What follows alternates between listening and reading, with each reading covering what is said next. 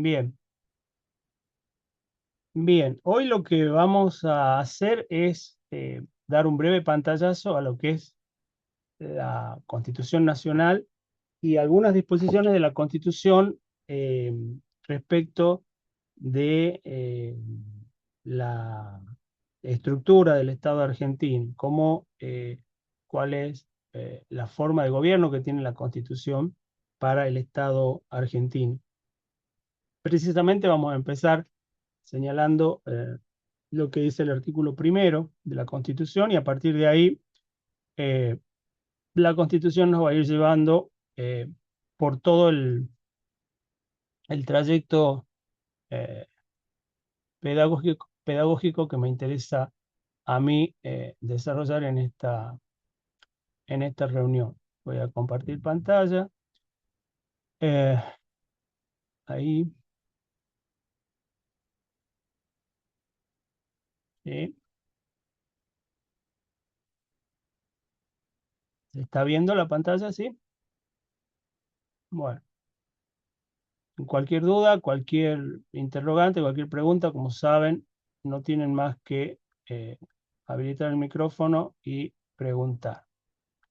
Bien, yo voy a empezar preguntándoles qué es la Constitución Nacional y después les voy a preguntar por qué un licenciado en comunicación social debería analizarla más detalladamente. Escucho.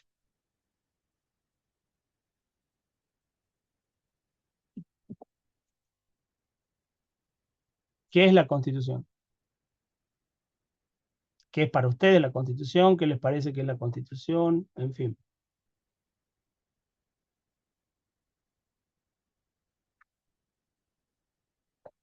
Pánico escénico no tienen, porque en clase no son para nada introvertidos, así que espero que lo digital no los transforme en personas silentes. Profe, es la ley suprema de la nación, la Ajá, fundamental. es la ley fundamental, es la ley suprema de la nación, dice Edgardo. ¿Están de acuerdo ustedes con lo que él postula? Podríamos decir que es Lara como, Sotelo hace un gesto así como diciendo sí, ¿estás de acuerdo? ¿Alguien más habló por ahí? podríamos decir que es como el marco, es como de alguna manera lo que nos da el marco legal para el resto de las leyes de la nación. Ajá. Sí, enlacen esto con lo que vimos la clase pasada, la reunión pasada. Recuerdan ustedes que Fernanda les describió, les puso en esa presentación lo que era la pirámide jurídica y qué era lo que estaba en el escalón superior, que era lo primero que aparecía ahí.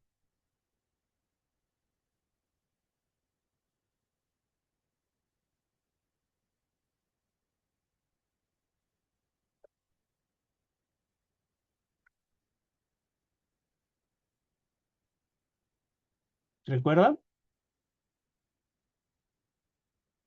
¿Puede volver a Sí, repetir la pregunta, la profe? ponía, la ponía a la Constitución Nacional como el primer escalón en la jerarquía que estaba señalada en la pirámide jurídica. Perfecto. ¿Quién está, quién habla? Florencia, profesor Florencia Venecia. Florencia Rojas. Venecia. Venecia. Ah, no, no la veo en el chat, por eso le pregunto. Bueno, Florencia, y está perfecto, está bien. Estaba la Constitución, pero ¿estaba la Constitución sola o con qué más compartía ese sitial, ese primer Eh, sitial? con tratados internacionales, si no me equivoco, pero corrijo. Espero, espero. Con los tratados del artículo 75 inciso 22. Ajá, bien. ¿Qué tipo de tratados son? Eh, ¿O sobre qué? ¿Qué regulan? ¿Son tratados de libre comercio, tratados militares? De los ¿Qué derechos trata? humanos puede ser. ¿Quién habla? Rocío. Rocío, sí, no puede ser, son tratados de derechos humanos. Esos son únicamente a los que la Constitución Nacional en el 75-22 los lleva a la jerarquía constitucional, los empina, los pone como constitución, no cualquier tipo de tratado. Ojo, ¿m? Tratado sobre derechos humanos, ¿ok? Ujú. San José de Costa Rica, Convención de los Derechos del Niño, etcétera, etcétera. Entonces son exclusivamente esos tratados los que tienen jerarquía constitucional, ¿ok? Y esos son los que, como decía acá Gerardo, eh, conforman o son la ley suprema, ¿sí? Por eso, y después que venía, hagamos un poco de repaso, después de ese primer, eso que se llamaba, o que se le daba el nombre de bloque de constitucionalidad federal, para denominarlo de algún modo, para entender bien. Tal vez ustedes tendrían que decir, bueno, lo primero, lo que está en el sitial arriba es la Constitución, más los tratados de derechos humanos, el 75, inciso 22, más alguno que se puede y que se fue sumando, de hecho, a partir de un procedimiento que establece ahí el mismo 75, inciso 22. Eso está en la pirámide, en el primer escalón, digamos, en la parte superior del todo, del top. Y después de eso, ¿qué venía? Inmediatamente después.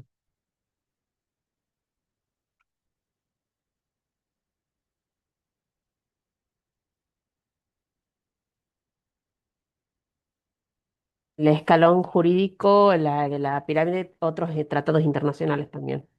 Perfecto. Entonces, la Constitución de los tratados, otros tratados internacionales que pueden ser tratados, por ejemplo, el Tratado de Escazú, que es un tratado sobre derecho ambiental, o que tiene que ver con lo ambiental, o puede ser un tratado de libre comercio, etcétera, pero también pueden ser tratados de derechos humanos que no han obtenido todavía y tal vez nunca obtengan jerarquía constitucional, ¿sí?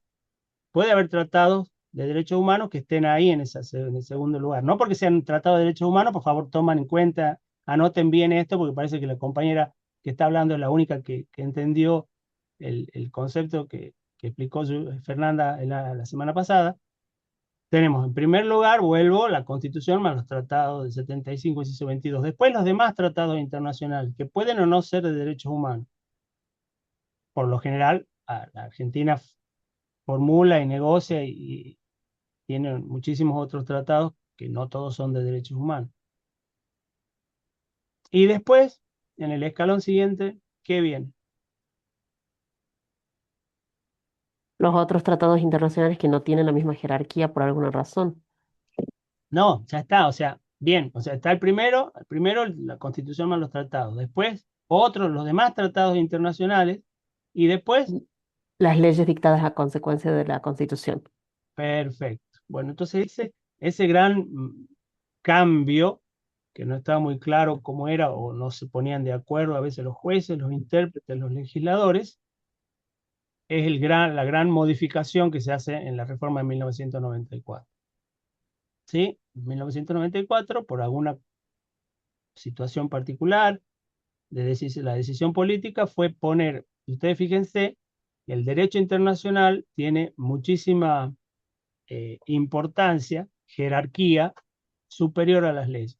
¿Qué quiere decir? Que si hay un conflicto entre una norma del Código Civil, por ejemplo, y un tratado de derechos humanos del 75-22, el juez va a tener que aplicar en primera instancia o resolver el caso de acuerdo a el tratado internacional o de acuerdo a lo que dice esa norma de derechos humanos, el derecho internacional de los derechos humanos.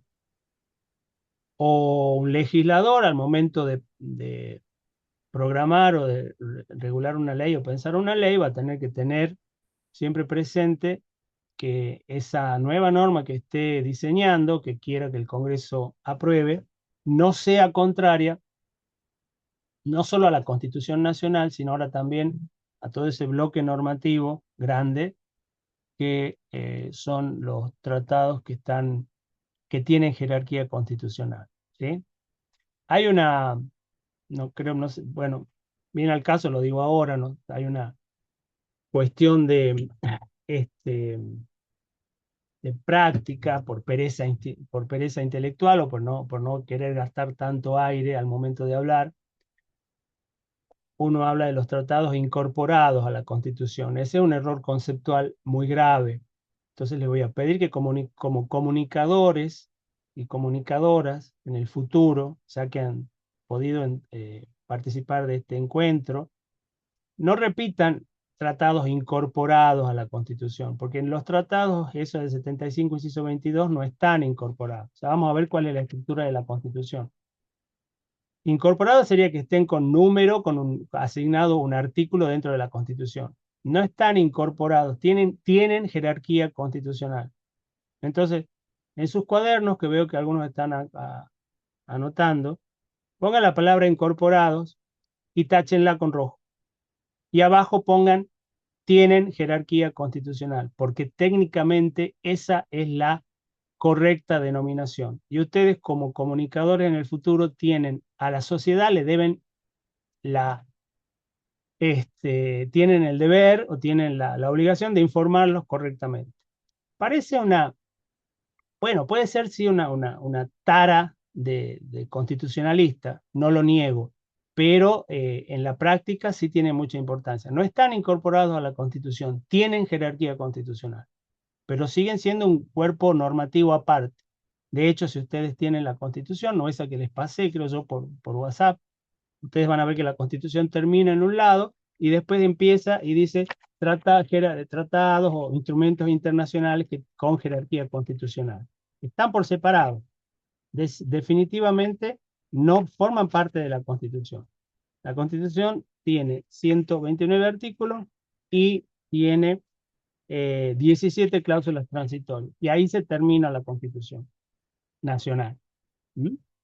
Bueno, y ahora la otra pregunta. ¿Por qué ustedes deberían analizarla un poco más detalladamente? Vuelvo a decir, no quiero que sean abogados ni abogadas, pero ¿por qué un comunicador debería, por ejemplo, esto que acabo de mencionar, no decir como dice la mayoría de los políticos o de los profesores que somos vagos porque no queremos hablar demasiado, decimos tratados incorporados a la Constitución? ¿Por qué ustedes deberían decir, informar a la sociedad, decir tratados que tienen jerarquía constitucional?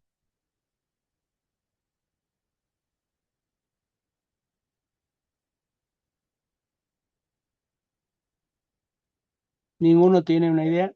Justamente era por lo que decía usted, creo que por Ajá. lo que de informar de manera adecuada y con información precisa.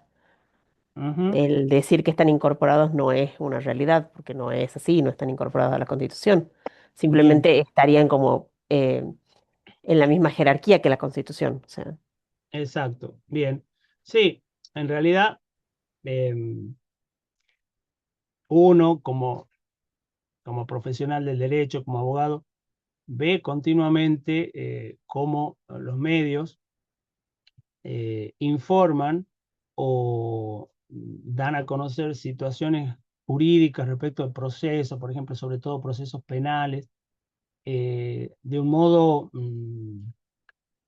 a veces incorrecto. No estoy diciendo que lo hagan a propósito, sino precisamente porque o no están bien asesorados. Algunos son abogados, muchos periodistas o muchos comunicadores son abogados y lo dicen bien, pero muchas veces fallan en ese proceso comunicacional porque están dando información que no es correcta desde el punto de vista jurídico. Entonces, nosotros también en este curso tratamos de ayudarlos y orientarlos en ese aspecto de que al momento de informar lo jurídico, que lo jurídico comienza por la Constitución Nacional, sean un poco más precisos, ¿sí? Vuelvo a decir, sin que sean abogados, pero así como si ustedes se dedican, no sé, a ser periodistas deportivos y tienen que saber que un partido de fútbol no dura 80 minutos, sino dura 90 minutos, por dar un ejemplo muy sencillo y muy burdo, que les pueda parecer esencial, así también en el ámbito jurídico ustedes tienen que informar bien, ¿m? O cualquier otro segmento de la comunicación que decidan abordar en el futuro en su vida profesional. Entonces, eso también hace no solo al deber eh, no, mejor dicho, hacia el deber profesional, hacia una ética de la profesión, informar correctamente acerca de determinadas circunstancias que hacen al fenómeno jurídico. ¿Mm? Entonces, en eso va también durante todo el cursado, una intención de que así sea. Y obviamente cualquier duda que ustedes tengan al respecto, no hacen más que hacernos saber para tratar de, si tienen alguna duda, capaz que están en lo cierto, pero no saben si está bien decir o no algo en un contexto jurídico. Y se lo ve a diario, ¿sí? Hace poco, hace un momento, mientras yo estaba almorzando, estaban con los juicios, del nuevo juicio de Maradona. Y también por ahí uno escuchaba cosas que no sonaban muy bien al oído de un abogado, pero bueno, todo eso hay que tener mucho cuidado, sobre todo cuando son procesos penales, ¿sí? Porque ustedes saben que vale, más que nada, el principio, la presunción de inocencia es algo que eh,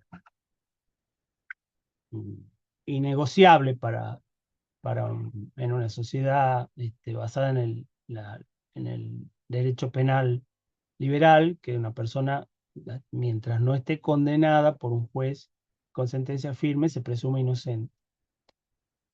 Bien, vamos a seguir y vamos a presentar una, una diapositiva, un cuadro.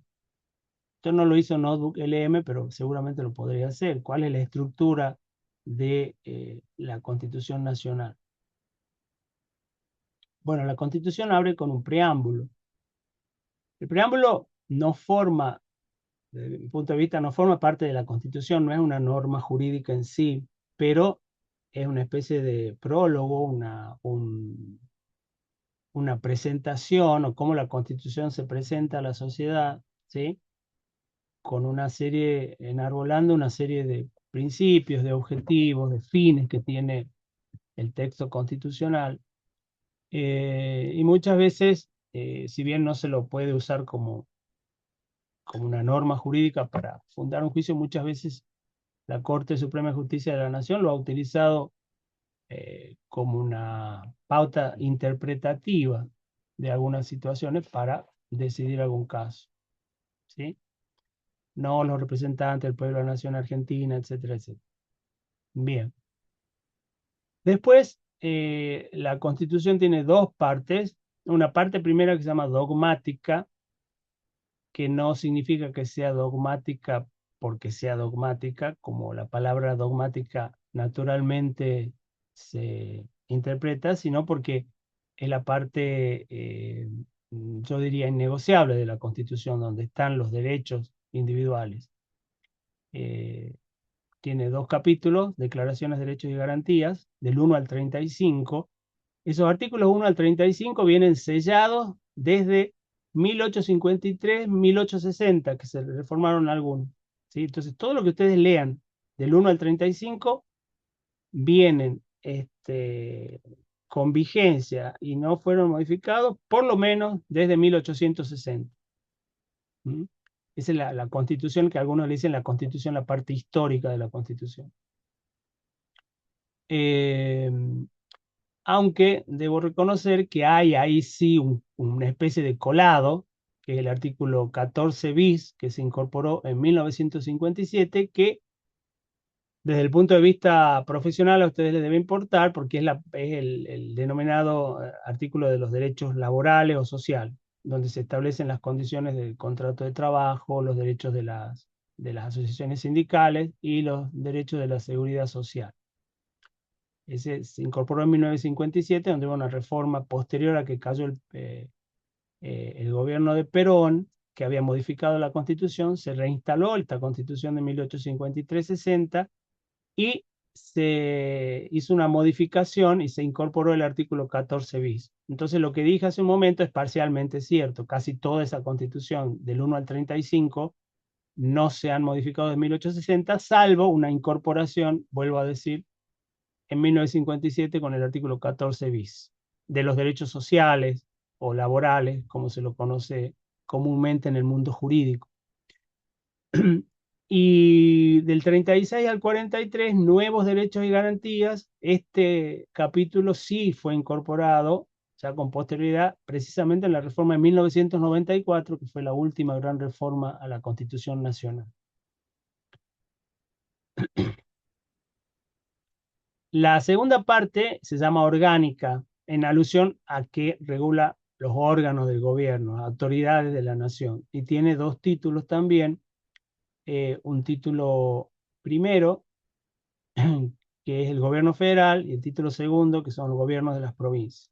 Título primero empieza con el poder legislativo, después el poder ejecutivo, después el poder judicial y un agregado que se hizo en la reforma de 1994, que es el Ministerio Público en el artículo 120. Y finalmente, el título segundo, gobiernos de provincia, del artículo 121 al 129.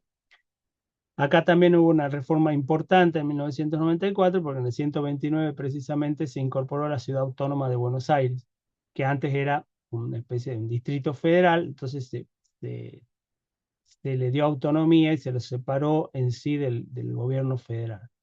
Y después disposiciones transitorias, que son cláusulas que generalmente cuando había una reforma, estas disposiciones transitorias también fueron incorporadas en 1994. Son cláusulas que, digamos, de empalme o de armonización cuando hay que modificar o hay que revisar algunas situaciones existentes, por ejemplo, a 1994, hacia el futuro. Por ejemplo, la cláusula de los poderes legislativos. Por ejemplo, los senadores duraban en sus funciones hasta 1994 9 años. A partir de 1994 duran 6 años en sus mandatos. Entonces, ¿qué pasaba con aquellos senadores que estaban, por ejemplo, eh, cumpliendo el quinto año de mandato, por decirlo? ¿Cómo se iban a los 6? Se les iba a respetar los 9 años que tenían por la Constitución anterior. Entonces, todo ese tipo de circunstancias de aplicar una nueva reglamentación, en ese caso, tenían que establecerse en esas disposiciones transitorias. O, por ejemplo, la Constitución Nacional ordena dictar una serie de eh, leyes. Entonces, por ejemplo, la ley de coparticipación federal. Entonces, en una disposición transitoria se dice, por ejemplo, la ley establecida en tal artículo deberá dictarse hasta tal fecha. ¿Sí? Bueno, esto nos interesa por lo que vamos a ver dentro de poco respecto de lo que es la constitución material y la constitución formal. Entonces, esas son las disposiciones transitorias. Y las disposiciones transitorias, por lo general, tienden a perder vigencia con el tiempo, porque a medida que el tiempo pasa y esas situaciones, por ejemplo, la de cómo acomodar el mandato de los senadores en cuanto a su duración temporal, se fue solucionando, ya siguen escritas en la Constitución, pero pierden su aplicación o pierden su este, eh, eh, sentido práctico. ¿Sí? Respecto de los senadores, es la cláusula transitoria cuarta. Eh, y hasta diciembre de 2001 es una cláusula bastante larga, complicada. Por suerte se terminó porque ya no tenemos que estudiar los que hacemos derecho constitucional. Esta cláusula ya en 2001, esa cláusula se terminó, o sea, tuvo vigencia del 94 al 2001. En 2001, por decirlo de algún modo más fácil de entender, se acomodaron todos los mandatos de los senadores y ya no hubo problemas con el plazo de duración de sus funciones, de su cargo. ¿Se está entendiendo lo que estoy hablando? Por favor, si me dicen así o me dicen así. Valentina Olivera, ¿entiende? Jazmín Yaradi, ¿sí? ¿Así? Perfecto. Julieta Zapata, gracias. Bien. Entonces, este, y acá, por ejemplo, también las disposiciones transitorias pueden servir, por ejemplo, me parece a mí, esto es lo que pasó en el 94, como para eh, decir algo que quedó en el pecho de los convencionales constituyentes, pero no estaban habilitados para manifestarlo. Entonces, la disposición transitoria primera, por ejemplo, dice, leo, la nación argentina ratifica su legítima e indescriptible soberanía sobre las Islas Malvinas, Georgia y Sandwich del Sur, los espacios marítimos insulares, la recuperación de dichos territorios, el ejercicio pleno de la soberanía, respetando el modo de vida de sus habitantes, constituye un objetivo permanente y irrenunciable del pueblo argentino. Bueno, entonces, profesor, lo que usted me acaba de decir hace un momento, esto lo desmiente, porque precisamente sí, esta cláusula transitoria es un objetivo permanente e irrenunciable. O sea, esta cláusula transitoria está llamada a regir eh, sin, sin fin, sine die, como decimos en los abogados, pero es una cláusula, es bastante rara como cláusula transitoria, porque es más bien parece un objetivo o una declaración. Como no se la pudo seguramente incorporar en la reforma en sí, se la puso como una disposición transitoria. Pero esto sirve, por ejemplo, para que, bueno, ustedes vieron que hoy estaban hablando de que posiblemente va a haber un reclamo sobre Malvinas, la posición de Estados Unidos frente al Reino Unido, bla, bla, bla. Bueno, esta cláusula da pie para que la política, y es tal vez un mandato también para todos los gobiernos argentinos de continuamente invocar la soberanía del país sobre esos territorios, etc. Después, todas las demás cláusulas son, como yo les digo, del tipo clásico de cláusulas o de disposiciones transitorias. Bueno, ese es el mapa de la Constitución Nacional. Ahora bien, veamos el, eh, algo que me interesa que queden claro también. El texto de la Constitución da cuenta o representa o refleja toda la Constitución. Esto es muy importante para los que vayan a comunicar, tanto un profesor como un comunicador social. ¿Qué quiero decir? Eh, todo lo que está en la Constitución es lo que realmente tiene vigencia o se da lo que nosotros llamamos constitución en sentido formal y constitución en sentido material. Y hay numerosos ejemplos de esto. ¿Qué quiero decir? Muchas veces la constitución formal es eh, esto, es decir, la letra de la ley, el texto escrito, la norma escrita. A eso se le denomina constitución en sentido formal. Pero muchas veces la verdadera vigencia o la verdadera realidad constitucional se aparta, modula o va en contra muchas veces de lo que dice la Constitución. Usted me dice, pero ¿cómo? ¿Que no era la Constitución la norma superior? Entonces nos mintió. No, no les mentí, es la norma superior, pero muchas veces los intérpretes constitucionales, la costumbre constitucional que tiene, yo les dije, la costumbre en derecho constitucional o en materia constitucional tiene mucha importancia, más relevante para mí que en el derecho civil. Muchas veces esas formas de aplicar la Constitución eh, hacen que lo que está escrito en el texto de la Constitución pierda vigencia, o sea, otra la forma en que se entiende o se interpreta. ¿Mm? Y esta diferencia es crucial para que ustedes puedan comunicar e informar de manera correcta. Voy a darles un ejemplo, uno clásico. Dice, vamos a ver las condiciones para ser senador de la nación.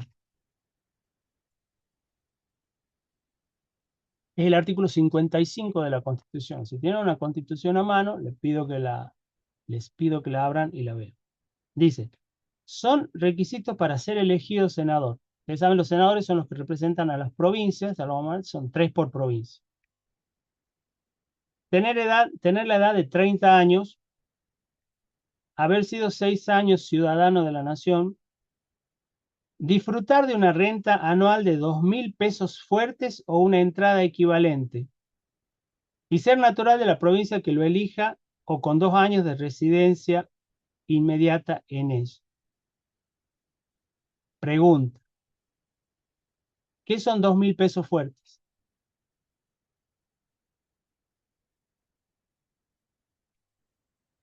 Busquen en Google a ver si tienen alguna respuesta. 2.000 pesos fuertes. Y esa es una norma que se, este, se enumeró en el año 1994, pero no se la tocó.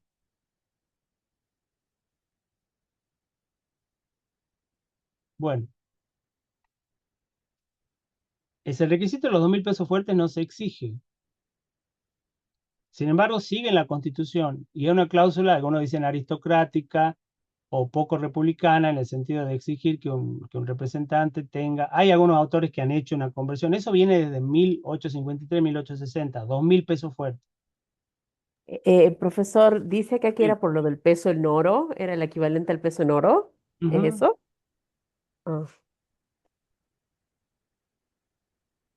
Y está ahí en la Constitución. Pero cuando un candidato a senador se va a incorporar o va a presentar su postulación para ser electo por una provincia, nunca el juzgado federal, que es el juzgado federal con competencia electoral, le va a decir, bueno, tráigame el comprobante de que tiene una entrada de 2.000 pesos fuertes. Esa cláusula constitucional ha quedado en lo que se llama desuetudo o no tiene vigencia. Entonces, la constitución formal es el artículo 55 exigiendo 2.000 pesos fuertes. La constitución material, la constitución que realmente se aplica, la que tiene vigencia, es una norma que dice, esto no me importa, o no le exigimos los 2.000 pesos fuertes. ¿Se entiende? Entonces, hay muchas, porque si no, el día de mañana, ustedes van a ir y van a entrevistar a un candidato a senador, van a decir, bueno, me voy a preparar bien, voy a leer la Constitución, artículo 55, 2.000 pesos fuertes, bueno, y lo van a decir, señor Juan Pérez, ¿usted tiene los 2.000 pesos fuertes? Y el tipo lo va a mirar así, le va a decir, ¿de qué me está hablando usted? Y de la Constitución Nacional, pero que no sabe que esa es una cláusula que ya no se exige, pero está escrita. Bueno, señorita, pero infórmese bien para venir a hacerme un reportaje. A mí como candidata tiene que saber que esa cláusula ya no tiene vigencia, por más de que esté escrita. ¿Se entiende? Eso es lo que hay que evitar, o esas inconsistencias que no son culpa de ustedes, son culpa de la Constitución, del tiempo, de la práctica política, etcétera, etcétera. Hay que evitar que eh, ustedes caigan en eso. ¿Ok? Eh, qué otro ejemplo? Eh, veamos en las competencias del Congreso de la Nación, creo que hay una interesante también. Vuelvo a decir, lo que estoy haciendo acá es darles ejemplos a ustedes para que entiendan de qué se trata la modificación entre lo que es la Constitución eh, formal y la Constitución material. Hay una también famosa que se puede, se puede decir, es una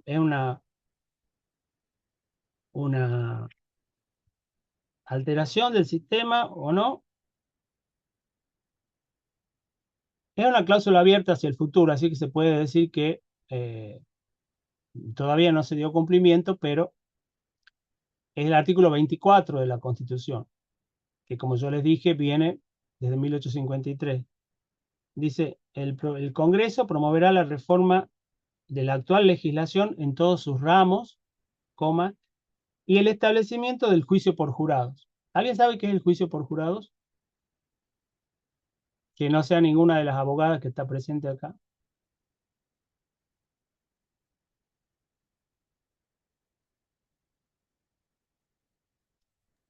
profesor, es parecido como el sistema que siguen los estadounidenses, Ajá. ¿Cuál con es un el sistema que siguen los que es con estadounidenses? un, que es como con un, a mi entendimiento, que es con un jurado de civiles Ajá, elegidos por, bueno, ambas partes para ofrecer como un juicio justo e imparcializado. claro. Ese juicio, eso le estaba por decir. Vean cualquier película, cualquier peli norteamericana donde están sentados y entonces el juez lo que hace es dirigir y el jurado es el que son ciudadanos que son seleccionados, es como una especie de están inscriptos, es como una cuestión de un padrón electoral, por decirlo de algún modo. Entonces, Sí. me imagino se lo sortea y para un juicio determinado, y como usted bien dice, primero hay una parte, una audiencia entre los abogados de las partes, van seleccionando el jurado, algunos lo aceptan, otros no, hasta que conforman el jurado. Y el jurado ese, ¿a qué se le, por ejemplo, vamos a un juicio criminal, los típicos juicios de las películas donde está alguien acusado de haber cometido un delito? ¿Hasta dónde llega? ¿Qué es lo que hace ese jurado? ¿Quién es la que me respondió? Yo, profesor Florencia. Florencia. ¿Qué Lo que hace? hace, ¿Qué es lo que se eh, limita a decir el jurado respecto de esa persona acusada? inocente o culpable. Bien. No se dice, no le dicen inocente, sino not guilty, no culpable, No culpable, exactamente. Exactamente, porque o culpable. precisamente lo que tiene que hacer el fiscal es demostrar la culpabilidad. Muchas veces no llega con la prueba, entonces ante la duda tiene que quedar libre, porque la función del fiscal es convencer a esos jurados de que esa persona cometió el delito. Leonela Juárez, diga. Leonela Juárez levantó la mano.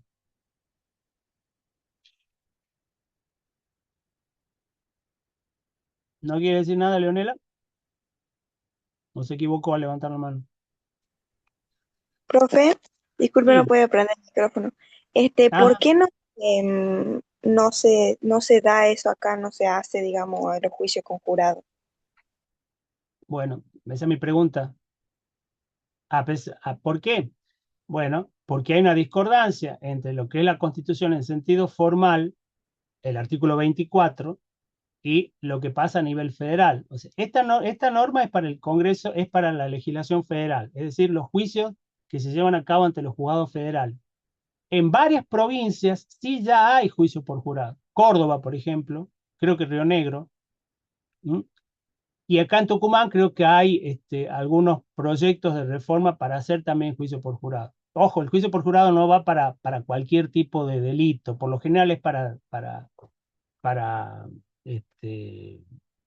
juicios penales, pero eh, hay algunos, y las provincias lo pueden hacer en función de algo que se llama la autonomía de las provincias. Las provincias, hay varias que tienen, a nivel provincial ya está en varias provincias, pero esto es una norma de nivel federal, o sea, para el Estado federal, es decir, el Congreso es el que tendría que establecer el juicio por jurado.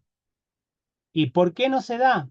Bueno, hay muchas este, explicaciones de tipo político, de tipo sociológico, algunas que hablan acerca de la idiosincrasia del argentino, etcétera, etcétera, que esto fue una norma un poco no demasiado pensada o sazonada, etcétera, etcétera, pero resulta que hay varias provincias que sí lo tienen, a menos que los ciudadanos como provincianos tengan una capacidad distinta a los ciudadanos de la nación. No me parece que sea así, es una cuestión de decisión política, me parece, ¿sí? Pero si ustedes ven, entonces decimos, bueno, pero si usted me dice, bueno, pero desde 1853 hasta ahora, que han pasado varios años, no se estableció, entonces, ¿por qué? ¿A qué voy? Supongamos que ustedes, bueno, ustedes ya no, pero supongamos que viene un investigador o un comunicador de otro país y no se informa bien acerca de esto y hace un repaso de la Constitución y le dicen, bueno, por favor, haceme un informe sobre la Constitución o sobre cuáles son las características de la Constitución argentina. Entonces, esta persona viene y lee el 24, ah, qué bien. Sí, dice, bueno, Argentina es un país también que, como Estados Unidos, tiene juicio por jurado. Y el tipo va a estar informando mal. ¿Por qué? Confundido por lo que está leyendo en el artículo 24. Pero alguien tiene que advertirle, no, no, no, ojo, esa parte no tiene vigencia. ¿Cómo que no? Si dice la Constitución desde 1853 que está el juicio por jurado, que el Congreso tiene que establecer el juicio por jurado. Bueno, se habrá demorado un poco el Congreso, ponerle, se habrá demorado unos 40, 50 años, pero tanto, más de 100 años, sí, y no está todavía, y no está. Entonces, ahí hay otra discordancia. Yo no me voy a poner ahora a hacer un estudio fundado y concienzudo de por qué no se estableció el juicio por jurado a nivel federal.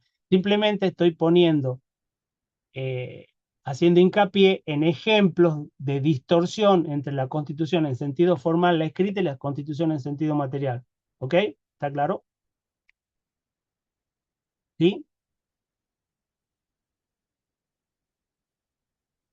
Alguien que me responda sí, por favor, o Sí, no. profesor. ¿Sí? Sí. ¿Está Sí, entendido? Bueno, profe, sí. vamos a otro ejemplo, ya con esto no los molesto más. Eh, la coparticipación federal, que es una situación que nos importa mucho a los provincianos.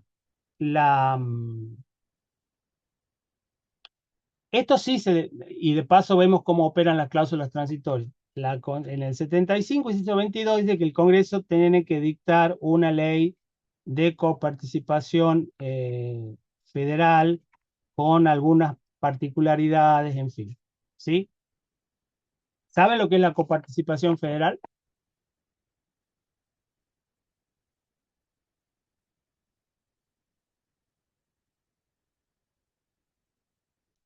No, ¿Saben o profesor, no? no, profesor, ¿lo puede aclarar, por favor? Por supuesto. Es decir, pero no tienen que esperar que yo les aclare. Usted me dice, profesor, ¿qué es la coparticipación federal? ¿De qué está hablando? No sé de qué me habla.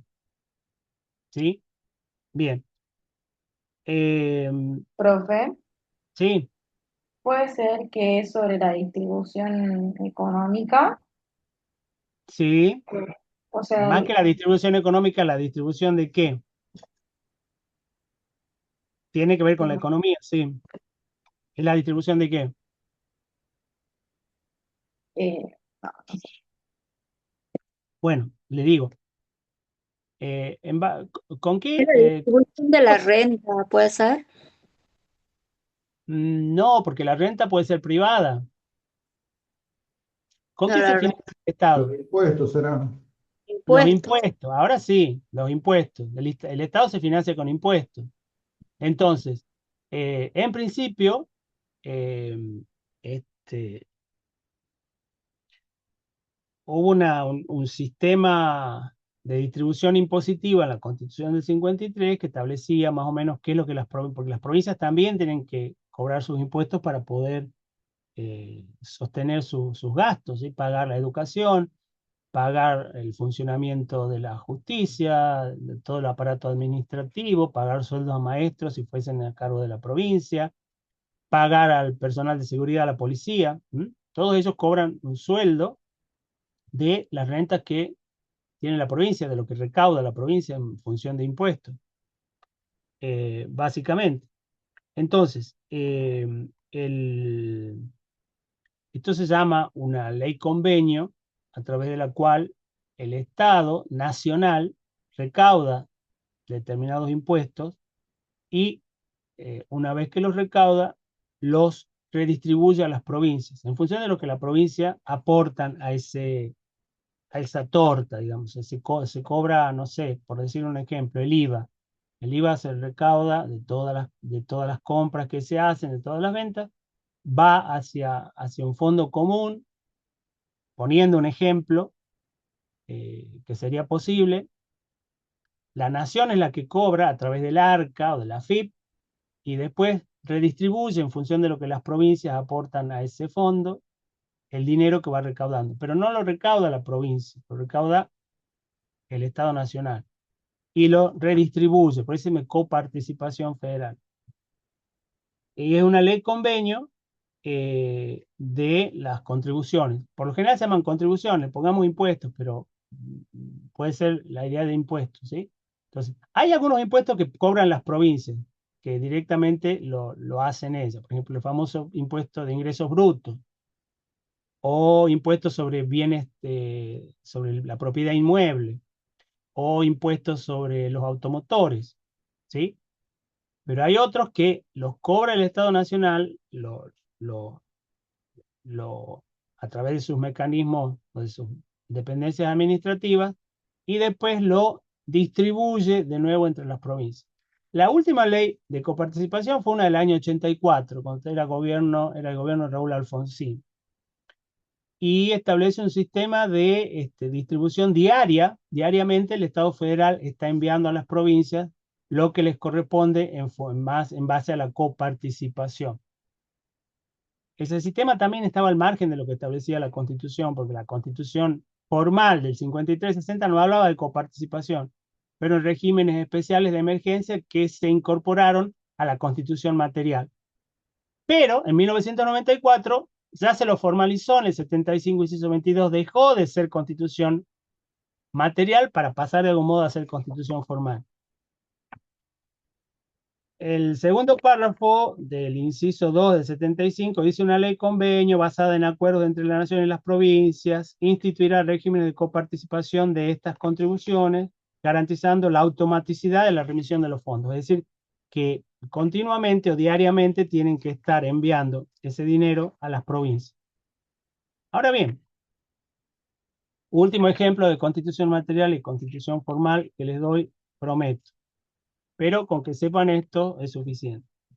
Dentro de las disposiciones transitorias de la Constitución, la sexta hacía referencia a esto. Dice: un régimen de coparticipación conforme lo dispuesto en el inciso 2 del artículo 75 serán establecidos antes de la finalización de 1996. Pregunta, y pido que alguien abra el micrófono y me responde: ¿cuándo terminó el año 1996? ¿Qué día? ¿Qué día terminó el año 1996? 31 de diciembre de 1996, profesor. No sé. No, sí, la pregunta es a propósito. Bien, está perfectamente respondida. Entonces, hasta el 31, antes del 31 de diciembre de 1996, la ley convenio del 75, inciso 2, tenía que ser dictada por el Congreso. Opciones: A, se dictó; B, el 28 de abril de 2026 no se dictó. ¿Cuál es la respuesta correcta? ¿A o B? A sería constitución formal, B sería constitución material. ¿Se dictó o no se dictó esa ley? En esta oportunidad pueden adivinar, porque no están obligados a saber. ¿Se dictó o no se dictó esa ley? Vamos, vamos, que tenemos que seguir con la clase. Digan algo. ¿Sí o no? Valentina, ¿se dictó o no se dictó la ley? Olivera, ¿sí o no? Bueno, ¿qué te parece? ¿Se dictó o no? ¿Qué intuís? ¿Estás muteada? Sí, ahora sí, no puedo prender el micrófono. Intuyo que no se dictó. Bien. Jamín Yarad, ¿intuye lo mismo que Valentina? ¿Se dictó o no? No, Mauro Olmos, ¿se dictó o no se dictó la ley?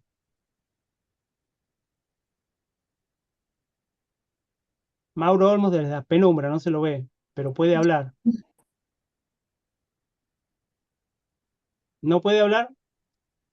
Lara Sotelo, ¿se dictó o no se dictó la ley?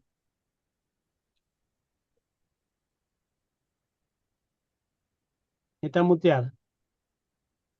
Ahí está. Para mí no se dictó. No se dictó. No se dictó la ley.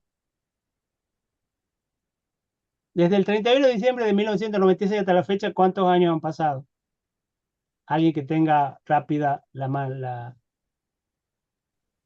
cuestión de la matemática.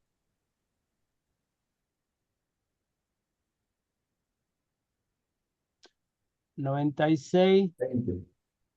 20, 220. sí, 20 Unos años. 30 años 30, y desde el 29, 96 estamos en 29 años, 2026. 29 años y casi 30, bueno, serían, casi, bueno. Estamos a 30 años casi de incumplimiento constitucional de esa norma.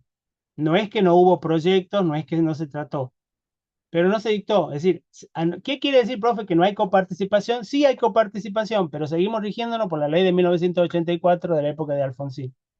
Pero ¿cómo puede ser si acá la Constitución dice que tenía que ser dictada antes de el 31 de diciembre de 1996? Bueno, señores, eso es la Constitución formal. La Constitución en sentido material es que nos seguimos rigiendo por una ley de 1984. Los motivos son varios, no los voy a dar acá, pero eso es lo que ustedes tienen que saber. ¿Entienden cómo tiene que informar un profesional de la comunicación sobre esto? Porque si no, ustedes van a decir, bueno, ¿y dónde está la ley de coparticipación? Una broma que le puede hacer un jefe. Anda a buscarme la ley de coparticipación. Tiene que haber dictado en el año 1996. Y ustedes van a hacer miles de esfuerzos y no lo van a encontrar porque no se dictó. ¿Se entiende? Entonces, una cosa es la norma de la Constitución y a veces tiene... ¿Y por qué son así estas situaciones de la Constitución? Bueno, porque así es como la Constitución Nacional a veces se presenta, los problemas políticos también significan muchas veces un desafío para el gobierno y a veces porque no se acuerdan o no se logran los acuerdos políticos o porque hay crisis económicas insondables o por lo que fuese, ¿sí? Entonces eso también genera un problema dentro de lo que se llama el federalismo fiscal y ustedes habrán visto que cada tanto los gobernadores se quejan y van a Buenos Aires en busca de fondos y esto y el otro, porque precisamente las provincias tienen este problema de muchas veces no cuentan con los recursos fiscales suficientes para afrontar determinadas obras o para pagar sueldos, etcétera, etcétera. ¿Mm? Entonces, creo haber dado algunos ejemplos eh, interesante acerca de lo que es la constitución en sentido formal y constitución en sentido material. Esta es una clasificación que muchos no están de acuerdo, pero me parece útil para que ustedes puedan entender la distinción. Y así cada cláusula de la constitución puede tender a algunas inconsistencias entre lo que dicen en la letra y lo que pasa en la realidad. ¿Mm? Por eso tienen que estar muy atentos como comunicadores para saber cuál es la realidad material o qué es lo que pasa realmente en la Constitución en sentido material, o otros hablarán de la Constitución sociológica o Constitución verdadera, como ustedes quieran denominarla. Para mí está bien. Yo lo que necesito es que sepan esa distinción que hay, ¿sí? Otra, bueno, ahora sí, perdón, es la última. Prometo que es la última. ¿Sí? El jefe de gabinete, que en la actualidad se llama Adorni, ustedes lo conocen porque está bastante en los medios por circunstancias eh, donde supuestamente hay inconsistencias en sus declaraciones patrimoniales, todo eso se está investigando. El jefe de gabinete fue incorporado también en la constitución en la reforma de 1994.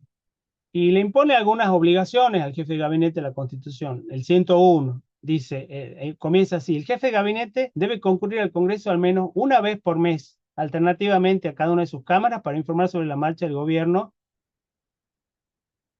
O sea, o mes al Senado, o mes a diputado, o mes al Senado, o mes a diputado.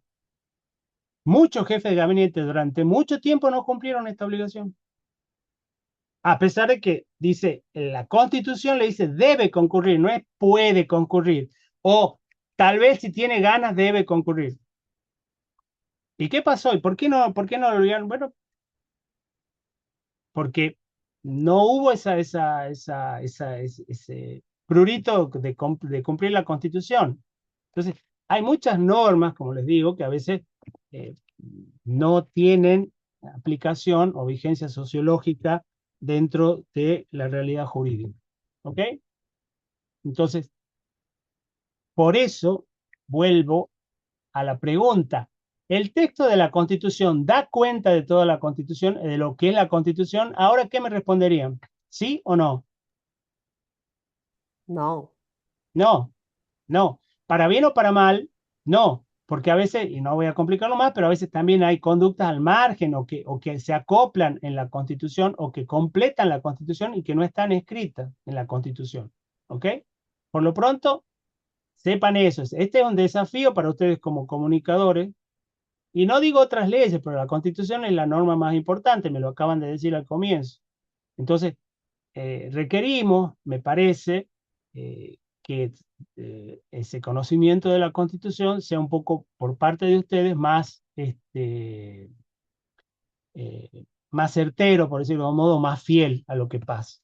¿Es un desafío? Sí. ¿Exige estar al tanto de muchas cosas? Sí. Pero a la vez es apasionante, es muy interesante. Bien, avancemos. ¿Alguna pregunta? ¿Alguna duda? sí, profesor, una pregunta. Diga. Estas discordancias que usted estaba diciendo entre Sí, la Constitución discordancia es una palabra que me gusta. Sí, son discordancias, sí, sí. Sí, sí, sí. entre lo que es la Constitución en el sentido material, en el sentido formal, Mal, sí. solamente se encuentran o sea, mi pregunta va más si solamente se encuentran en alguna de las partes en particular, o por ejemplo, en la segunda parte solamente vamos a encontrar estas discordancias, o por ejemplo, podríamos encontrarlas en el segundo capítulo de la primera parte, o es solamente ah, estas discordancias están solamente en la parte orgánica. Está bien, perfecto. Buena pregunta. Eh, ¿Qué pasa? La primera parte son declaraciones de derechos y garantías. Es por ahí más difícil. Lo que pasa es que sí podríamos decir, usted me podría decir, escúcheme, el artículo 14 de la Constitución, este que se incorporó en 1957, le leo un poquito. Ujú. Em, La última parte dice: el Estado otorgará los beneficios de la seguridad social que tendrá carácter integral. En la ley establecerá seguros, no, no, no, que estará. La ley establecerá la protección integral de la familia, la defensa del bien de familia, la compensación económica familiar y el acceso a una vivienda digna. Usted me puede decir, eso es mentira, porque no toda la población argentina tiene hoy acceso a una vivienda digna. Ujú. Entonces le puede decir, bueno, sí, pero esa cláusula es más bien como una especie de programa, porque dice el Estado otorgará los beneficios, la ley, en especial la ley establecerá. Usted me parece, bueno, hay que dictar esa ley. ¿Cómo se hace esa ley? ¿Cómo se garantiza el acceso a una vivienda digna? ¿Mm? Entonces, Claro, estamos en ok. el terreno de, por ahí, usted podría objetarme y decirme, por ejemplo, eh, se garantiza en la primera parte la organización sindical libre y democrática, reconocida por la simple inscripción en un registro oficial. Eso tampoco fue hasta ahora, hasta donde yo sé, posible, porque en la ley argentina de las asociaciones sindicales establece el principio del sindicato único, es decir, el sindicato que tiene mayor cantidad de afiliados es el que negocia o el que representa todo el grupo de trabajadores de una determinada una rama de la actividad. Si yo leo esta parte, organización sindical libre y democrática, algunos dirán, no, no es tan libre y democrática. Hay fallos y hay problemas numerosos con esto. Reconocida por la simple inscripción en el registro oficial. Eso también por ahí puede tener alguna discordancia con lo que es la realidad. ¿Entiende? Entonces estamos ya, se pueden encontrar en la primera parte, en la segunda, también algunos tipos de discordancias, pero eso va más a situaciones puntuales o a ejemplos particulares que diría yo, conductas o prácticas que están totalmente ya incorporadas al- al ordenamiento jurídico, a la realidad jurídica material de la Constitución, como el caso de la coparticipación. Es más, no Ok, sé cuántos años más habrá que esperar para que haya una ley de coparticipación, porque obviamente esa ley, fíjese que es una ley que no es difícil, que no es fácil, es una ley particular, porque las leyes no solo son las leyes que conocemos ustedes, se llama ley convenio. Es una ley que tiene que tener el acuerdo de todas las legislaturas. Si todas las provincias y la nación tienen que estar de acuerdo para que esa ley se dicte, y esa ley tiene inicio obligatorio en la Cámara de Senadores. Es una ley bastante difícil. Alguna vez alguien me dijo, la hicieron así para que nunca se dicte.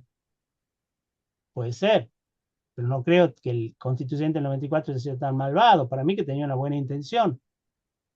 Pero, y vuelvo a decir, no es que no hubo proyectos, pero nunca llegaron a cristalizarse por digamos, la negociación política que impidió esa ley. Y esa ley es fundamental para nosotros, para los provincianos sobre todo. Eh, entonces, eh, donde sí puede haber, y ya lo vamos a ver tal vez en un momento, y si no, ya la clase próxima para completar, es en el artículo 30. El artículo 30 de la reforma de la Constitución sí es un artículo atravesado por la costumbre constitucional y que si ustedes leen el artículo 30 no van a saber, y eso le digo siempre también a los alumnos en la Facultad de Derecho, leer el artículo 30 o conocerlo, saberlo de memoria, no es saber el proceso de reforma de la Constitución. porque hay una gran cantidad de datos y de práctica constitucional, de constitución material, que están incorporados en el artículo 30 o en el proceso de reforma y que no surge de acá. Entonces, si usted me quiere un buen ejemplo de constitución material dentro de la primera parte, es el artículo 30 de reforma. Pero ojo, acá si ustedes quieren, sería una práctica constructiva, no una práctica obstructiva, no una práctica que desconoce lo que dice la norma, sino que Ujú. completa o llena algunas lagunas o algunos vacíos que no están ahí en la norma, ¿sí?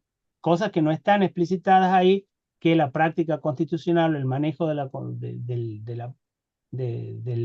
quienes operan la constitución, que son los representantes, los legisladores, los constituyentes también cuando reforman, fueron dándole otro contenido. Entonces ese artículo que tiene 1, 2, 3, 4, 5, casi 5 renglones, es muchísimo más grande.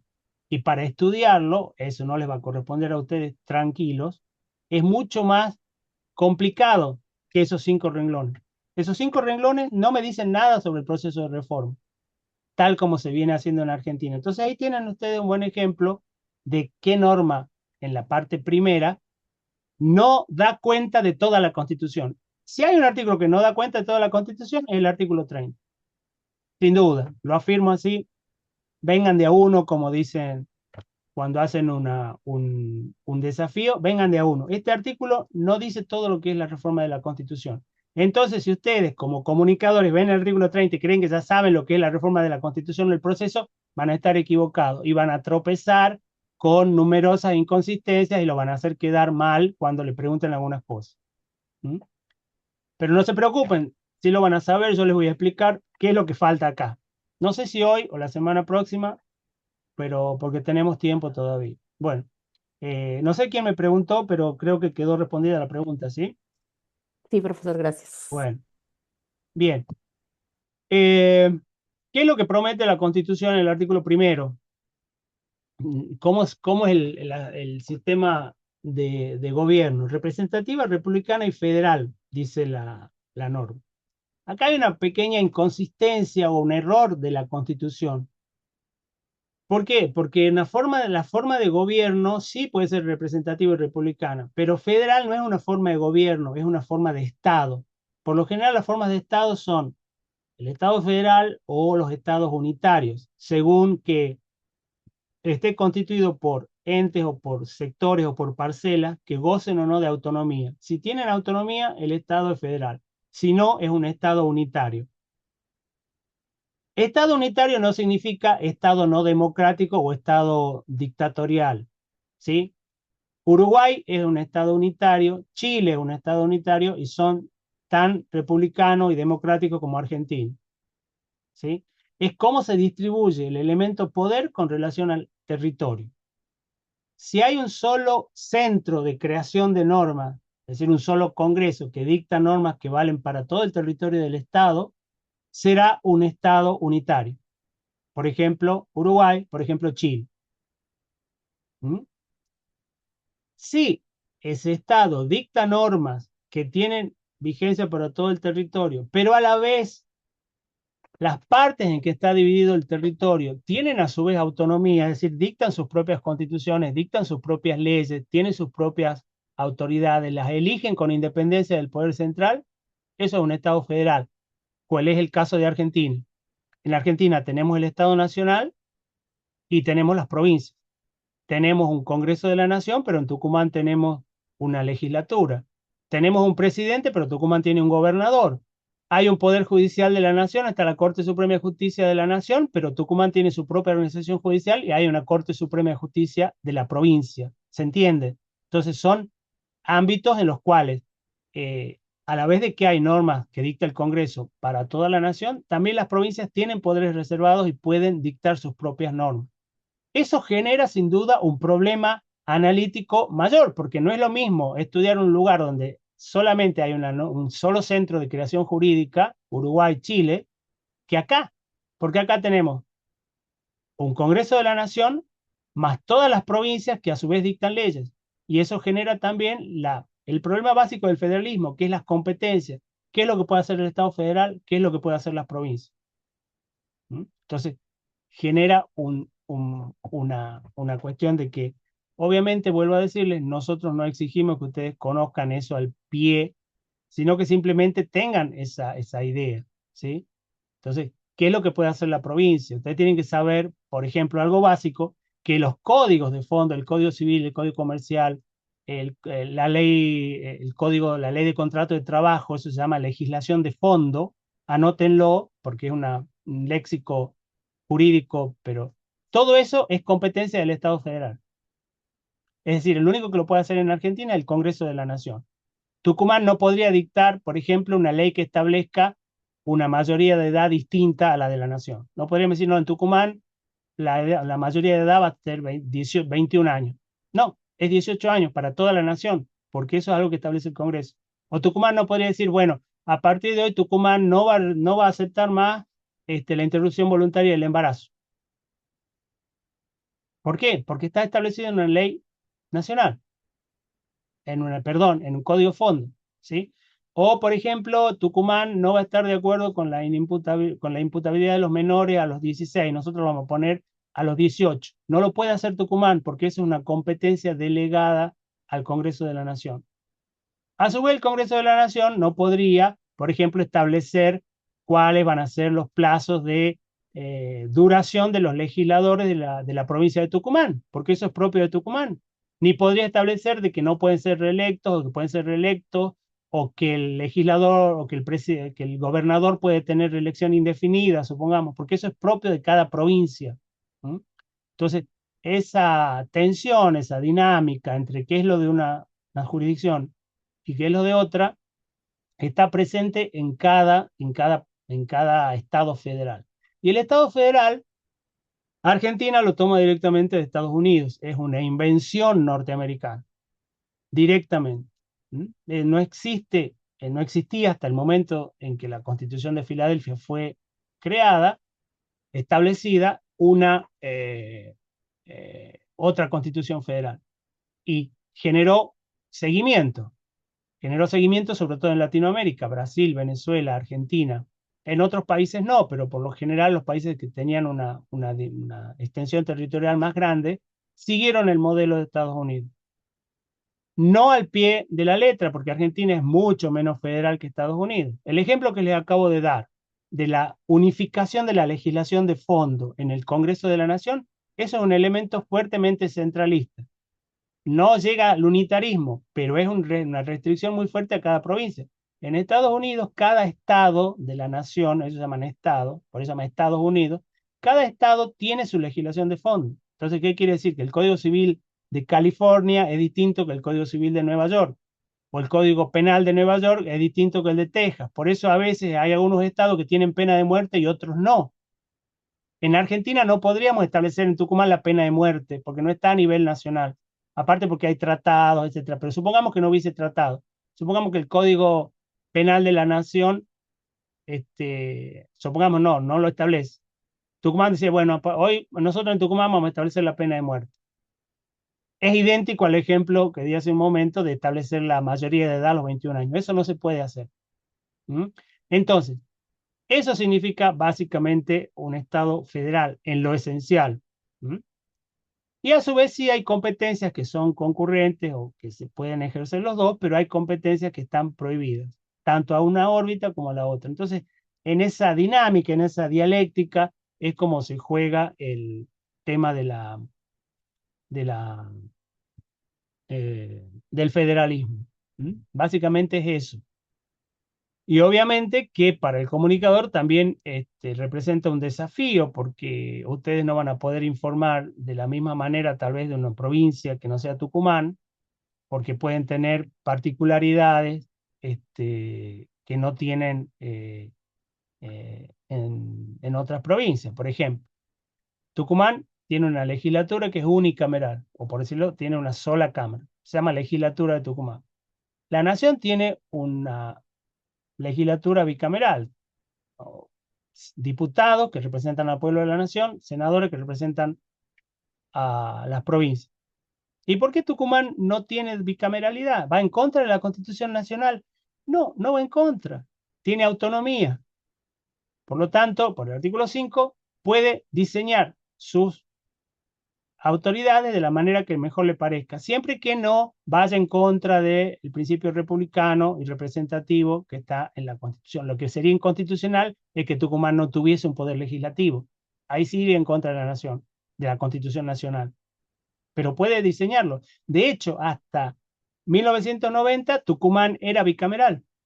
Hay otras provincias unicamerales y Córdoba, por ejemplo, si no me recuerdo mal, tiene una sola cámara. A pesar de que Córdoba es grande, bueno, pero tiene una sola cámara. La provincia de Buenos Aires es bicameral, tiene diputados y senadores. Y así, el panorama argentino es variopinto. Entonces, un comunicador tendrá que informarse, leer la constitución de cada provincia para ver qué particularidades tiene. El artículo 5 es el que da o que garantiza a las provincias su autonomía y les exige básicamente dictar una constitución. No hay provincia que no tenga constitución, porque es una orden constitucional. Cada provincia dictará para sí una constitución, de acuerdo, bajo el sistema representativo republicano, de acuerdo con las declaraciones de derechos y garantías de la Constitución Nacional. ¿Qué quiere decir? Que cada provincia, aparte de ser representativa y republicana, tiene que respetar toda la primera parte de la Constitución. Una provincia no podría, por ejemplo, prohibir la libertad de prensa o suprimir la propiedad privada, porque esas son todas garantías o derechos que están en la Constitución Nacional. O desconocer que los empleados públicos provinciales puedan agremiarse, porque están, como acabamos de ver en el artículo 14, bis. ¿Sí? Todas esas garantías, todo ese cúmulo de garantías tiene que estar reflejado en la Constitución provincial. Y aparte le exige que garantice justicia, es decir, la administración de justicia, que garantice la educación primaria y que garantice el régimen municipal.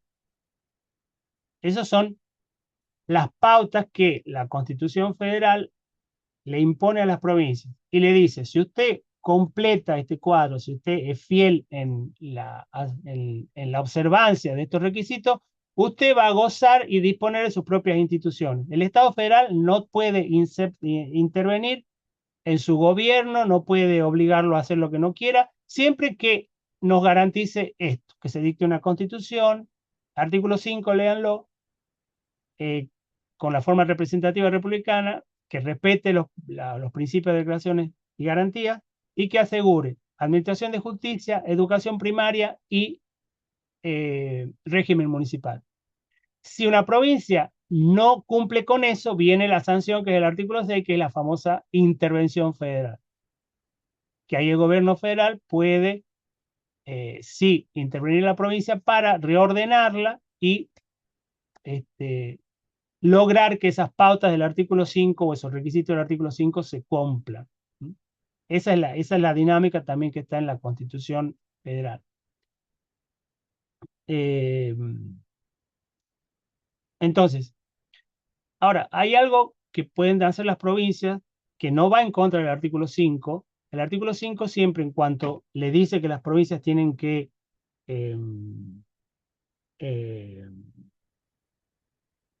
dictarse de acuerdo a la Declaración de Derechos y Garantías, es como se dice en la jerga constitucional, un piso. Es lo mínimo que tienen que observar las provincias. Pero no hay un techo. Pueden poner más derechos, pueden garantizar mejores derechos. El ejemplo típico que hace a la profesión de los comunicadores es el derecho de rectificación o respuesta, o conocido como derecho de réplica, que no está a nivel constitucional, no estaba hasta 1994 con carácter o con jerarquía constitucional. Lo está porque está incorporado en el Pacto de San José de Costa Rica, que en virtud del 75-22 tiene jerarquía constitucional. Pero hasta ese momento no estaba en la Constitución Nacional y sin embargo muchas provincias en sus constituciones provinciales que iban siendo reformadas lo incorporaban. ¿Sí? Ese es un instrumento, un instituto que ya lo vamos a estudiar, pero básicamente es la posibilidad de que una persona pida que se rectifique la información errónea que la alude hacia eso. Información, no opinión, información. Generó una gran discusión si era o no constitucional, si era censura, ¿o no? Bueno, anótenlo porque eso lo vamos a ver más adelante. ¿Y por qué lo podían hacer si no estaba en la Constitución? Porque no importa si las provincias pueden elevar el techo. Por ejemplo, la Constitución Nacional no tenía nada sobre materia ambiental hasta el 41 de 1994. Sin embargo, muchas provincias incorporaron cláusulas que protegían algún elemento de la fauna provincial. Chaco, por ejemplo, los bosques. Eso está en la Constitución de Chaco. La más novedosa fue la reforma del año pasado de Santa Fe, que era una constitución de mediados del 60, una constitución vieja que no había sido reformada, y que incorpora un capítulo sobre derechos digitales, que no está en la Constitución Nacional. Toda la protección, todos los aspectos que hacen a la ciudadanía digital, la protección contra el ciberacoso, inclusive para los trabajadores, todo un capítulo muy interesante sobre lo que podríamos decir derechos digitales. Y está en la Constitución de Santa Fe desde el año pasado. ¿Y es inconstitucional? No, de ninguna manera, porque lo que hace es elevar el techo. Y por eso siempre, y con respecto a la Constitución del 94, se dijo que las constituciones provinciales eran como una especie de avanzada o pioneras en una gran cantidad de derechos que después se incorporaron en la reforma de 1994. Por ejemplo, el caso de la protección del medio ambiente. ¿Sí? Entonces, esa dinámica es la que organiza o la que va eh, diagramando, perfilando el sistema federal.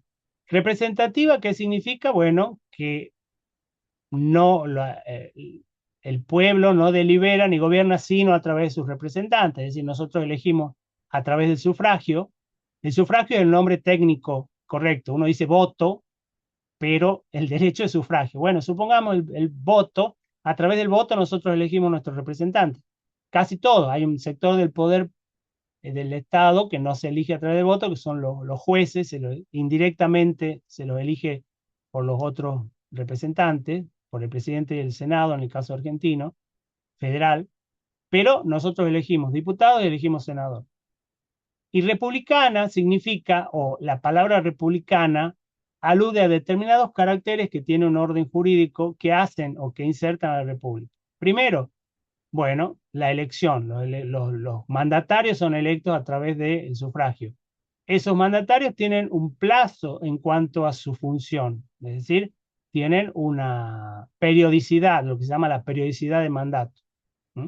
Algunos pueden ser reelectos indefinidamente, como los diputados de la Nación, otros solamente pueden tener una reelección y si quieren volver a ser mandatarios tienen que esperar un turno, el caso del presidente. ¿Mm? Pero básicamente eso se llama periodicidad de los mandatos, porque si no serían reyes, no son vitalicios, ¿se entiende? Eh, la publicidad de los actos de gobierno, que esto es un aspecto muy caro para los comunicadores, es decir, que todo acto de gobierno tiene que ser dado a conocer o que no se tiene que ocultar la información pública. La responsabilidad de los funcionarios, es decir, no pueden escudarse en su función para no ser investigados por no dar respuesta ante la población.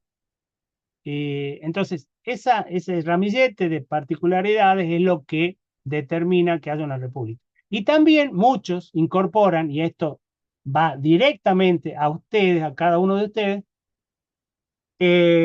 como una esencia de la república, la libertad de prensa. Ustedes habrán visto, muchos dicen, bueno, sin libertad de prensa no hay república o no hay democracia, si ustedes quieren. Saltemos el término república. Pero yo también diría que un sistema de gobierno donde no hay libertad de prensa, en el sentido de que se pueda opinar, informar y criticar acerca del gobierno, no es decididamente democrático o republicano. En la forma en que ustedes quieran, ¿sí? Eh, y entonces, eso es importante también que lo tengan en cuenta como para poder perfilar lo que es un sistema republicano. Esas son las características básicas, no hace falta que sepan más. ¿Ok? Bueno, algunos otros aspectos que tenía que desarrollar lo vamos a ver la próxima semana, no hay problema. Tenemos tiempo, tenemos todo un año por delante.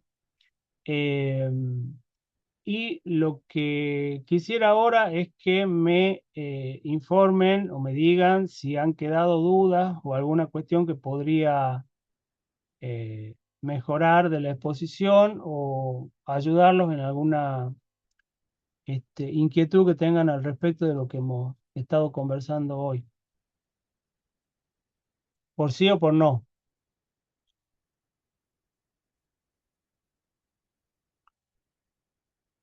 ¿Nada? Todo bien, profe. ¿Todo bien? Bueno, pero es su opinión, yo la respeto mucho y le agradezco, pero son varios acá, no. A menos que usted sea representante de todos los compañeros y hable en nombre de todos. Bueno, antes de terminar, le voy a presentar también a María José, que se incorporó después que comenzamos al poquito tiempo. Esa es la otra capacitando que ha sido seleccionada. Ella nos viene sufriendo desde el año pasado y ha revalidado sus títulos. Así que bueno, junto con Mariana y también con Fernanda, que viene a estar en la Constitución Material, ¿sí? Nos van a acompañar este año para trabajar. Ninguna duda, ninguna. Edgardo, ¿está todo claro? ¿Todo bien? ¿Sabe que tenía una preguntita cuando ¿Y por qué no la hace? ¿Por qué tengo que exigirle yo que me haga la pregunta? están todos Bueno, muy... bueno, pregunte, no hay problema, no hay problema. Me alegro que la se pregunte. modifica la ley de coparticipación, pero hubo veces, ¿qué es lo que se negociaba? Los porcentajes, por Claro, ejemplo, yo me acuerdo claro, cuando... porque, bueno,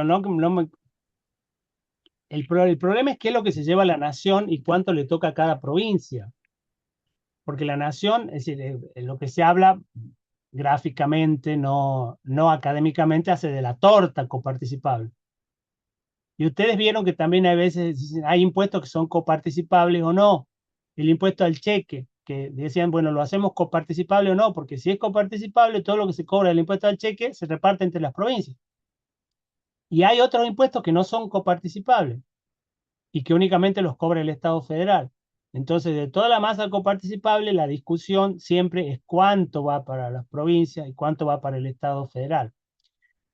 Y entre las provincias, obviamente, no todas reciben lo mismo, porque es en proporción a los bienes o a lo que aportan a esa, por ejemplo, una provincia. Me imagino que la provincia de Buenos Aires recaudará o hará un porcentaje de IVA mucho más grande que Tucumán, por una cuestión básica de que tiene mayor población, de que es más extenso el territorio, de que tiene más industria, etcétera, etcétera. Entonces Buenos Aires dirá, a mí, por ejemplo, no me pueden dar lo mismo que a Tucumán, porque yo aporto a esta torta mucho más ingredientes que lo que aporta Tucumán. Si esa es tu pregunta, sí, esa es la discusión básica sobre la coparticipación. Y después, durante la década del 90, se hicieron lo que se llamó los convenios o los acuerdos fiscales, donde también las provincias fueron eh, por ahí cediendo algunos impuestos, no comprometiéndose a no gravar o a no este, cobrar impuestos sobre determinadas actividades, impuestos de sello, por ejemplo. Y la gran discusión ahora es la cuestión de los ingresos brutos, que muchos se quejan por la carga tributaria que significa, sobre todo para actividades, entiendo yo, de comercio, de industria. Ingresos brutos se lleva gran parte, pero ingresos brutos es una fuente muy grande de ingresos para el Estado. Y a esto se suma otro dato más, ya que me lo dijo Edgardo, disculpen, no lo iba a hablar, pero los municipios que también se ingresan en el sistema federal argentino con nombre y apellido, ya con carta de ciudadanía, los municipios también cobran impuestos o pueden cobrar impuestos y la Constitución de Tucumán establece la posibilidad de que cobren impuestos. ¿Y cuál es el gran problema en definitiva? Imagínense, ustedes tienen Estado federal, provincia y municipio. Y hay una actividad económica que puede llegar a ser grabada por los tres. Es decir, tengo que pagar un impuesto nacional, un impuesto provincial y un impuesto municipal por la misma actividad, o eso se llama la superposición de tributos, de impuestos, y no puede ser. Por eso se quejan, dice, la inmensa carga tributaria que hay. Los impuestos son enormes. Entonces, en principio no podría haber superposición o doble imposición tributaria sobre una misma actividad. Y esos son problemas que también se generan en la dinámica del federalismo. Todo tiene que ver con la actividad impositiva, y que son entes o son órganos, son circunscripciones territoriales que tienen también que pagar. Es decir, el municipio es menos que la provincia, pero también tiene que atender sus gastos, servicios. Por ejemplo, no sé, un impuesto al uso del alumbrado, del tendido eléctrico. ¿Sí? El PASI, el TASI, todo eso que ustedes escuchan por ahí, que son supuestamente son impuestos municipales, que los cobra la municipalidad, no va para la provincia. Y acá en Tucumán también hay otro sistema interno de coparticipación. Eso ya no vamos a, no voy a complejizar más la clase, pero también en Tucumán hay un sistema de coparticipación, no entre nación y provincia, sino entre los municipios y la provincia. Entonces también los intendentes reciben, así como los gobernadores reciben de la nación, los intendentes reciben porcentaje de coparticipación del gobierno provincial. Que hubo hace poco un conflicto, creo, entre Concepción, la municipalidad de Concepción y Tucumán, me parece, el gobierno de Tucumán. Creo que Concepción se salió de ese sistema de coparticipación. Tafí Entonces Viejo es fue. muy desafiante y es muy, muy complicado todo. Sí, Edgardo. Sí, Tafí Viejo fue también que Ah, salió. Tafí Viejo, bueno, Tafí Viejo. Y Concepción también tuvo otro problema en algún momento, pero tenés razón, Tafí Viejo, el intendente era, no sé si sigue siendo, era Javier Noguera, Era ¿sí? mujer. La mujer es ahora, pero era Noguera antes. Bueno, entonces también, continuamente, si ustedes ven que esos problemas de distribución tributaria se dan a nivel nacional, a nivel provincial también. Alguien habló en algún momento para que ustedes se den cuenta de cuáles son las partes que son coparticipaciones, no, del laberinto de la coparticipación. Es realmente un laberinto. Si ustedes quieren, que están tan interesados en el tema, me parece, pongan en Google laberinto de la coparticipación, y les garantizo que le van a aparecer varios gráficos. Y es una cosa realmente laberíntica. ¿Mm? Entonces, ahí se juega toda la cuestión de la recaudación tributaria. Bueno, si no hay más preguntas, detengo la grabación. Bien.